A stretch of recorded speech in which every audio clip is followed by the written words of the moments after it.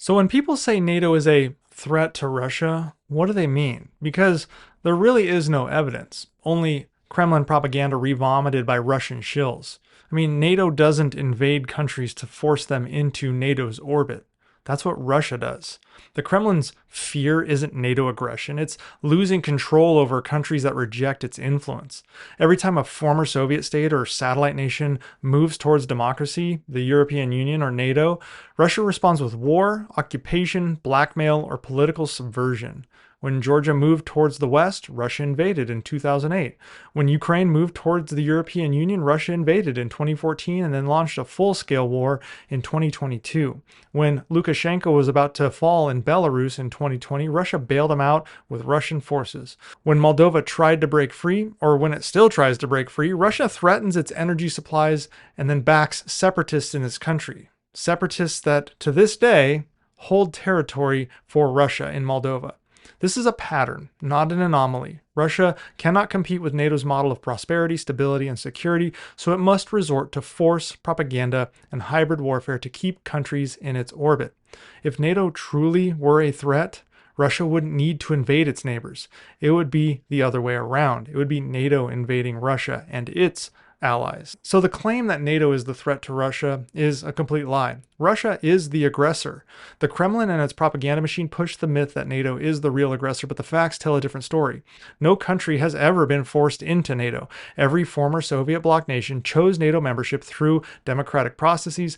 Many of them held referendums or parliamentary votes, and they had to apply and then be accepted into the alliance. Every NATO expansion happened in response to Russian threats. Poland, the Baltics, and Romania joined NATO precisely because they feared Russian aggression, and history has proven them right. Finland and Sweden only decided to join after Russia invaded Ukraine. Russia has invaded, occupied, and conducted hybrid warfare against more countries than NATO ever has. NATO has never forcibly annexed land and held it. Russia has done it multiple times in Crimea, South Ossetia, Abkhazia, Donbas, Transnistria. NATO has 32 members and contains some of the most powerful militaries in the history of the world. Russia really only has itself and a ragtag group in the CSTO. So if NATO were truly a dangerous aggressor, Russia wouldn't stand a chance. But no NATO country is invading Russia. No NATO country wants to invade Russia. But regardless, none of this debate should even matter because Russia's war against Ukraine is completely illegitimate. Russia itself recognized Ukraine's independence and sovereignty in 1991 through the Belovezha Accords and the Alma-Ata Protocol. Boris Yeltsin, Russia's first post-Soviet leader, signed agreements that recognized Ukraine as an independent country with internationally recognized borders that included Crimea.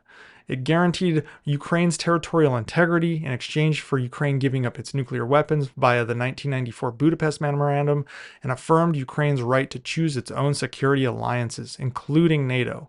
Russia violated all of these agreements. The 2014 annexation of Crimea, the 2014 to 2021 war in the Donbass, and the full-scale invasion in 2022 are not security concerns.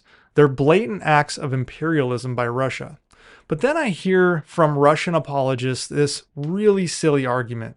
And it goes something like, well, what if Mexico signed a security pact with China? Would the US allow that? Well, let's break that down. First of all, Mexico is a sovereign country, just like Ukraine. It has the right to sign security pacts with whoever it wants.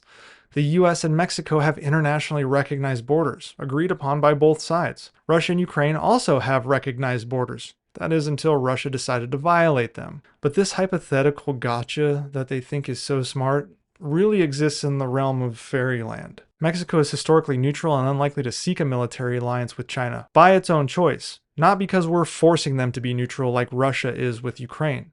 But let's entertain the scenario anyway. If China and Mexico became allies and the US didn't like it, so they invaded Mexico. That would be illegal, immoral, and unjustified, just like Russia's invasion of Ukraine. But the fact of the matter is Ukraine was never a military threat to Russia. It was a threat to Putin's regime though, because like many that came before them, they were demonstrating that a former Soviet republic could reject authoritarianism and move towards democracy and prosperity. The Kremlin's biggest fear isn't NATO. It's Russians looking at Ukraine and asking, hey, why don't we have that? So the real reason Russia invaded Ukraine wasn't Ukraine's military threat to Russia, but it was the political and ideological threat to Putin. Putin knew Ukraine would never voluntarily choose Russia over the European Union and NATO. I mean, who would? The only way to stop Ukraine from moving towards democracy was to kill its people and take its land by force.